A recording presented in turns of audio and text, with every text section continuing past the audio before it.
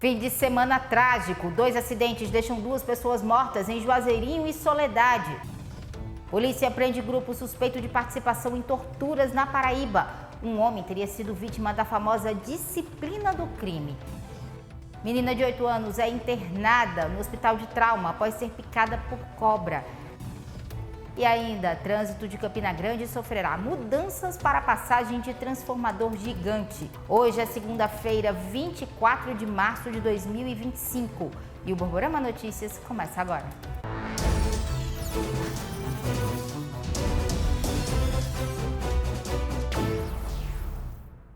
Olá, boa noite. A gente abre essa edição falando do perigo nas estradas. 2 acidentes graves foram registrados no último final de semana em rodovias da Paraíba. 2 mortes foram registradas. Esse caso aqui são 2 acidentes na mesma BR, na 230, e em cidades próximas, Juazeirinho e Soledade. Olha só, em Juazeirinho, um homem de 39 anos de idade morreu após capotar o carro em que conduzia, um Celta, no quilômetro 230 em Juazeirinho, né? Fica aqui na região do Cariri Paraibano. Essa situação aconteceu ontem pela manhã. Segundo informações da Polícia Rodoviária Federal, o carro teria saído da pista e capotado. O motorista foi arremessado para fora do veículo e, ao que tudo indica, muito provavelmente, conforme a Polícia Rodoviária Federal, ele estava sem o cinto de segurança. Ele morreu no local. Havia um passageiro no veículo que foi socorrido para o hospital em Juazeirinho. E em Soledade, o acidente foi à noite. Uma mulher morreu em Soledade, fica vizinho a Juazeirinho. De acordo com a informação da PRF, ela estava em uma moto e foi atingida por um carro. A mulher, ela teria entrado na rodovia em uma moto com farol apagado. Quer dizer, ela saiu de uma estrada vicinal e entrou na rodovia com farol apagado, veio um carro e acabou batendo. Ela foi atingida pelo veículo, o SAMU chegou ao local, mas a mulher já estava morta. Em Soledade, a vítima foi identificada como Luciane Gomes Barbosa, e em Juazeirinho, Francisco João de Assis Júnior, que tinha 38 anos de idade. Olha, um homem morreu após troca de tiros com a polícia militar no sertão da Paraíba. E a gente vai ver todos os detalhes agora. Após uma madrugada inteira de campana, no intuito de dar cumprimento a 2 mandados de prisão contra indivíduos que praticavam tráfico de drogas e entorpecentes aqui na região do 14º Batalhão em Souza. Quando, nas primeiras horas, as guarnições Águia, comandadas aqui pelo tenente Isaac, se aproximaram do local onde havia informações que esse indivíduo de alcunha Tubarão estava desviado. E mesmo ao perceber a guarnição se aproximando, o companheiro do segundo indivíduo entrou em confronto com a força policial, né, onde o mesmo veio a ser atingido. Desta feita, preocupado com o socorro ao indivíduo, foi trazido aqui para o Hospital Regional de Souza, onde encontramos agora, e foi constatado o seu óbito. Baixo material, como vocês podem ver, muita droga, balança de precisão, um revólver foi utilizado pelo indivíduo, uma espingarda utilizada pelo seu comparsa e... Olha, uma operação prendeu um grupo suspeito de participação em torturas em Alagoa Nova. De acordo com a polícia, um homem foi vítima da famosa disciplina do crime.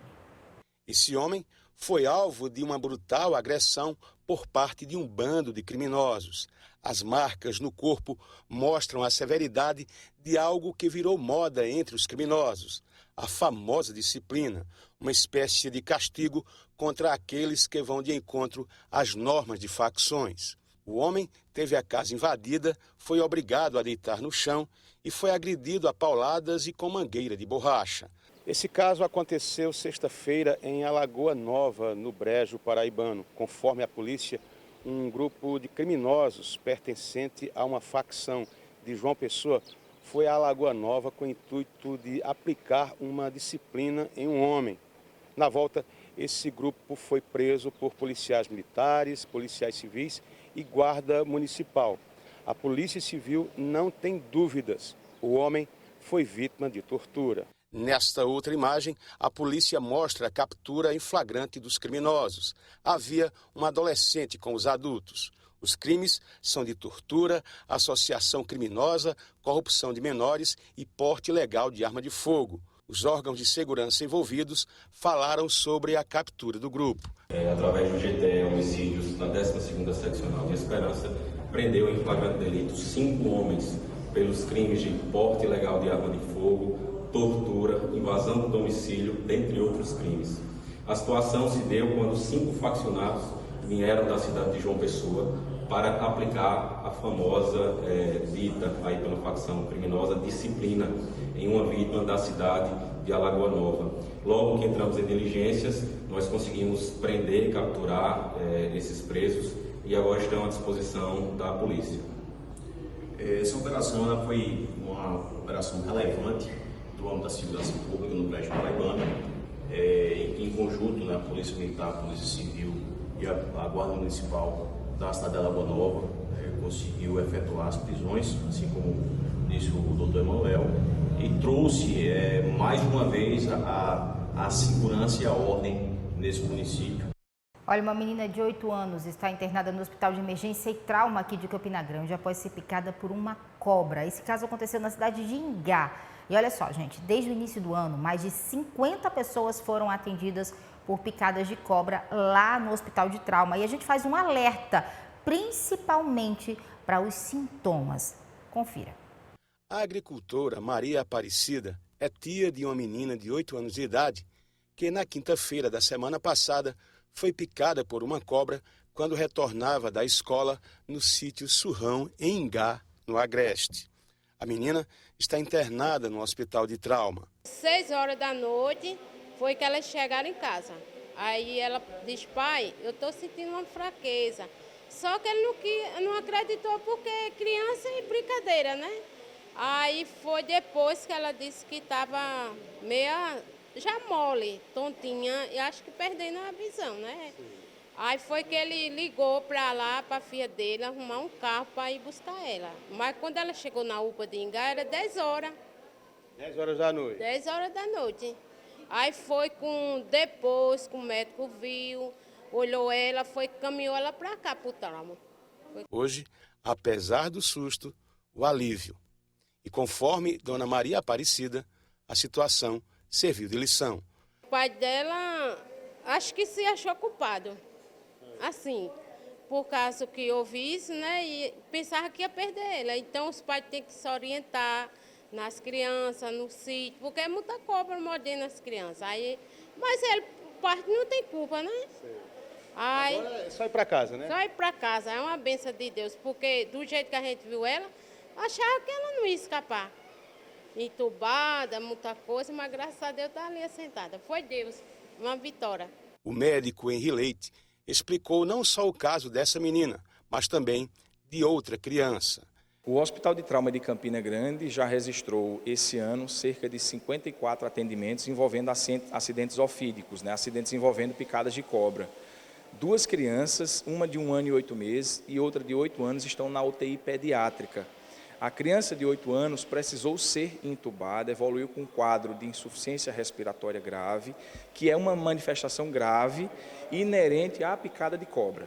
Essa criança, os pais, a família demorou para trazer para o nosso serviço. Foram cerca de 6 horas de evolução da picada até a internação no nosso serviço. Muito provavelmente por causa disso, a criança evoluiu com essa complicação grave, teve que ser entubada, felizmente já foi entubada e vem evoluindo clinicamente bem na UTI, já em programação de alta para a enfermaria. A outra criança de 1 ano e 8 meses deu entrada também aqui no nosso serviço, vítima de picada de cascavel.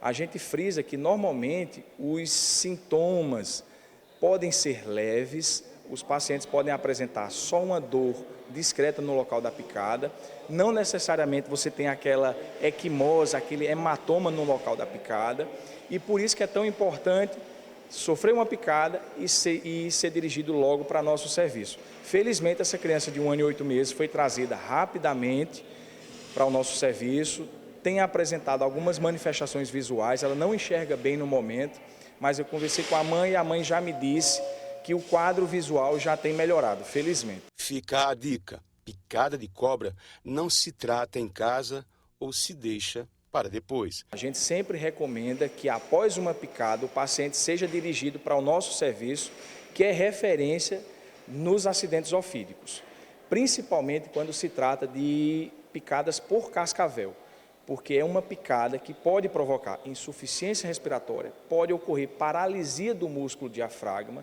e aí o paciente não conseguir respirar. Normalmente, as manifestações iniciais são manifestações neurológicas. É aquele paciente que não consegue enxergar bem, a visão fica embaçada, a visão fica dupla, que a gente chama de diplopia. Então, foi picado ou começou a apresentar algum sintoma mais pronunciado, que não seja aqueles sintomas locais relacionados ao local da picada, o recomendado é procurar o nosso serviço. E fica um outro alerta, gente, sempre prestar atenção no que a criança está dizendo. Isso vale para alguma dor, para alguma mudança de comportamento. Elas sempre dizem o que está acontecendo e às vezes a gente acha que é besteira, igual a tia falou. Então, não dá para brincar com isso. Vamos mudar de assunto? Vereadores de Campina Grande devem protocolar amanhã um pedido de sessão extraordinária para discutir a saúde pública aqui no município. A entrevista coletiva aconteceu nas dependências da Câmara Municipal de Campina Grande. 6 vereadores da bancada de oposição participaram. Aninha Cardoso, João Oliveira, Valéria Assunção, Anderson Pila, Tertuliano Maracajá e Wellington Cobra. Os vereadores disseram representar toda a bancada e começaram explicando o motivo de algumas ausências, a exemplo do vereador Olímpio Oliveira. O motivo da entrevista é a saúde de Campina Grande. Os vereadores vão protocolar um pedido de sessão extraordinária para pedir explicações sobre uma série de casos que ganharam destaque nos últimos dias na cidade. A convocação, nós iremos apresentar esse requerimento amanhã, assinado pelos vereadores de oposição, e espero e faço um pedido aqui, que seja através da imprensa nesse momento, mas amanhã acredito que a gente deve conversar também com a bancada de situação para explicar a eles a necessidade dessa convocação. Aqui não é briga de oposição e nem de situação. A defesa, né, do SUS universalizado, do dinheiro que vem para o SUS, ele tem que ser respeitado e é uma responsabilidade dos 23 vereadores, não somente dos vereadores de oposição. A vereadora João Oliveira lembrou que não se trata de uma questão política e adiantou que é dever dos vereadores fiscalizar o Poder Executivo. Não é uma queda de braços da oposição, porque eu sei que tem sempre esse conteúdo, né, nas notas, quando saem, que é uma briga política, e não é. Porque nesse meio de caminho as pessoas estão perdendo a vida. Ontem teve incidente na UPA, já tivemos essa questão toda, né, com o Davi Elô, e é claro que a gente não quer que isso se repita e que, inclusive, os serviços não sejam paralisados, porque um hospital como o HELP, como a FAB, de repente, param de atender a população, aí não é só a população de Campina Grande, mas de todo o entorno de Campina Grande e dos outros vários municípios que são atendidos por essa instituição. Então a gente tem uma responsabilidade política e, claro, administrativa também, nos que compete, né, a cobrança e a fiscalização da aplicação de fato desses recursos. O pedido deve ser protocolado na sessão desta terça-feira. Olha, e a Universidade Federal de Campina Grande publicou o edital do vestibular para o ingresso no curso de graduação em Letras Libras, a língua brasileira de sinais, no período letivo 2025.1. Sabrina Lima chega com todas as informações para a gente. Ao todo, são 30 vagas ofertadas, sendo 22 para pessoas surdas e 8 para pessoas ouvintes, distribuídas em ampla concorrência ou cotas. As inscrições acontecem de forma online através do endereço concursos.ufcg.edu.br até o dia 10 de abril. Todo o processo de seleção vai ser realizado pela Comprove. Serão 3 etapas. A primeira delas é em relação à análise do histórico escolar do ensino médio ou equivalente, e ainda uma segunda etapa, que é pela comissão de heteroidentificação da pessoa preta, parda, indígena ou da pessoa com deficiência. O último processo será uma prova de proficiência em Libras. A pessoa interessada vai precisar enviar um vídeo de no mínimo 3 minutos e no máximo 4 minutos, todo em Libra para que seja realizado aí essa prova de proficiência. Esse vídeo tem especificações que estão descritas no próprio edital. O resultado final, por meio de todas essas análises, vai ser divulgado no dia 29 de abril. E a gente vai falar agora da carreta mais famosa do Brasil. Pois é, já ouviu falar na carreta que está trazendo o transformador, que o pessoal já fez churrasco, excursão, que está rolando meme em todos os cantos? Pois é, ela chegou a Campina Grande, né, por volta das 4 horas da manhã de hoje. E amanhã ela vai passar pela cidade. E por causa disso, várias mudanças vão ser feitas no trânsito aqui em Campina Grande e a gente vai saber todas elas agora. Nós estaremos prestando esse apoio à PRF, junto à PRF, exatamente nesses trechos em que você falou. Por exemplo, na Avenida Brasília, saída para João Pessoa, quando ela estiver passando por aquele trecho, e principalmente no entrocamento da 230 com a 104, ali na cabeceira do aeroporto, na saída para Queimadas e acesso, de fato, à alça sudoeste. Em virtude das obras, né, há uma previsão ali de que ela chegue por volta das 5 horas da manhã e a manobra que eles irão fazer vai demorar muito pela complexidade de todo esse comboio, em virtude, né, das conversões que são muito fechadas. Então nós estaremos fazendo também ali na Assis Chateaubriand, junto a João Valig e entrada do aeroporto, bloqueios definitivos até o término dessa operação. Então para aqueles veículos que irão trafegar no sentido João Pessoa, Sertão, ou Campina Grande, Caruaru, a rota que nós encontramos de desvio para veículos de pequeno porte será pela Avenida João Valig, passando ali na lateral do Distrito Industrial, seguindo em frente até chegar na Avenida Juscelino Kubitschek, onde lá eles encontrarão uma forma de fazer a conversão à esquerda, para que só então tenham acesso à alça sudoeste. Chegando na alça sudoeste, quem for para o Sertão, pega a direita, vai em frente e segue seu destino normal, a partir daquele momento. Quem for para o lado de Queimadas ou Caruaru, a opção é fazer o retorno naquela rotatória ali da Avenida Juscelino Kubitschek, vindo em sentido à antiga Embratex. Nesse ponto, esse condutor deve ter muita atenção, porque um pouco antes da Embratex existe um posto de gasolina, o qual na lateral tem uma via que dá acesso à termoelétrica, também conhecido como estrada da termoelétrica.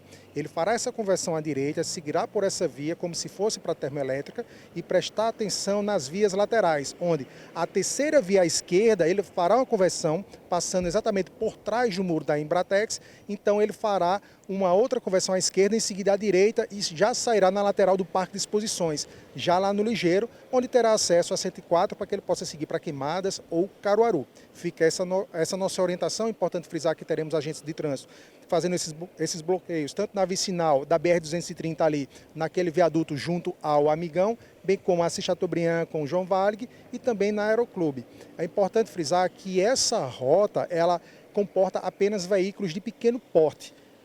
Caminhões, carretas, bitrens, infelizmente terá que aguardar todo o procedimento em virtude de, pelas dimensões desses veículos, as vias as quais nós traçamos para a rota de desvio não comportam esses veículos, principalmente no que condizam a conversão à direita ou à esquerda por serem vias mais estreitas. E aí, linhas de ônibus vão conseguir fazer esse atalho nessa mudança ou também vão ter que esperar? E aí o pessoal, por exemplo, que vem de Queimadas vai ter que ter paciência ou mesmo arranjar um outro meio de vir para Campina Grande, por exemplo? Então, os ônibus urbanos, né, estou conversando com a Aracia, gerente de transporte, a gente está vendo uma outra alternativa para os ônibus. Há uma possibilidade deles seguirem pela via lateral da BR-104, passando por baixo do viaduto, ali junto à cabeceira do aeroporto. É uma estrada, mas durante esse momento possa ser que a gente consiga fazer com que os ônibus, apenas os ônibus, trafeguem por esse local. Caso não aconteça, os ônibus poderão fazer de algum modo um outro trajeto que nós também estamos estudando. Como falei, como as vias as quais a gente traçou como rota são vias em alguns momentos que elas são muito estreitas, nem o próprio ônibus consegue fazer uma conversão à direita ou à esquerda. Eleve a conectividade e a segurança digital da sua empresa com Teletotal Empresas, um portfólio completo de soluções para aumentar a sua conexão com o cliente. Telefonia de alta performance, internet de alta capacidade, redes privadas, cibersegurança, suporte especializado. Teletotal Empresas. Ligue ou chame no Zap 0800 731 2020 e fale já com um dos nossos especialistas. A seguir, deu dinossauro na primeira partida da final do Campeonato Paraibano.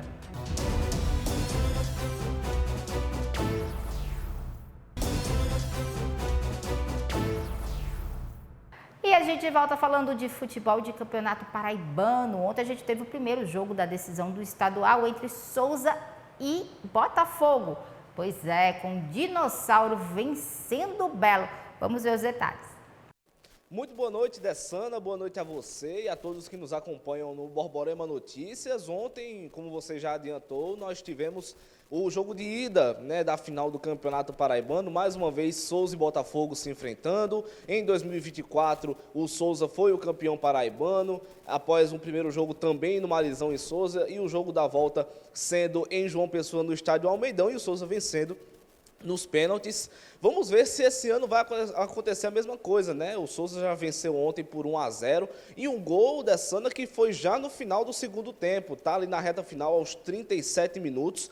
Pedro Lima aproveitou uma tabela com o Iranilson, que cruzou na área para o mesmo Pedro Lima, que conseguiu marcar o gol de cabeça e venceu o goleiro Wallace. O Marizão estava completamente lotado de torcedores sertanejos e o jogo da volta já acontece no próximo domingo, às 4 horas da tarde, no estádio Almeidão, lá na capital paraibana.